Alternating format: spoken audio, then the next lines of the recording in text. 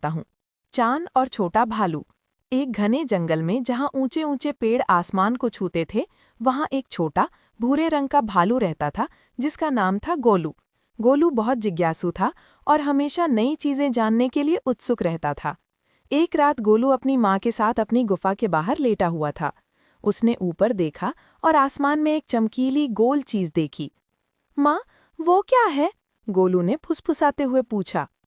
माँ भालू ने मुस्कुराकर कहा, वो चांद है मेरे प्यारे, वो हर रात हमें रोशनी देता है। गोलू ने कुछ देर चांद को घुरकर देखा। उसे वो बहुत सुंदर लगा। उसके मन में आया कि वो चांद के पास जाकर उसे छूकर देखेगा।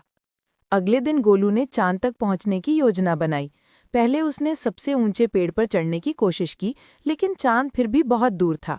फिर उसने एक लंबी सी सीढ़ी बनाने की सोची, लेकिन उसे इतनी लंबी लकड़ी नहीं मिली। गोलू उदास होकर एक बड़ी चट्टान पर बैठ गया और चांद को देखने लगा। तभी उसने देखा कि पास के तालाब में भी चांद की परछाई दिखाई दे रही है। गोलू की आंखें चमक उठी। अरे, चांद तो यहाँ तालाब में है।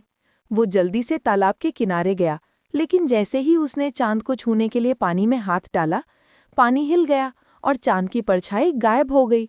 गोलू और उदास हो गया। उसने रोना शुरू कर दिया। तभी उसकी माँ वहां आई और पूछा, क्या हुआ मेरे बच्चे?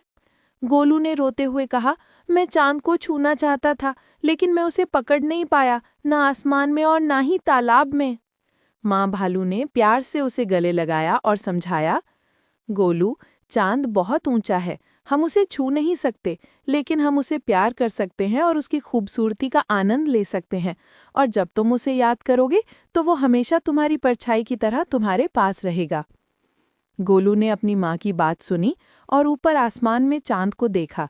इस बार उसने मुस्कुराते हुए चांद को देखा और समझ गया कि कुछ चीज़ें दूर से ही प्यारी लगती हैं। उसने तय किया कि वो हर रात चांद को देखेगा और उससे बातें करेगा। सीख: हमें हमेशा उन चीज़ों की कद्र करनी चाहिए जो हमारे पास है, और जो चीज़ें हमें नहीं मिल सकती उनकी सुंदरता का दूर से आनंद लेना सीखना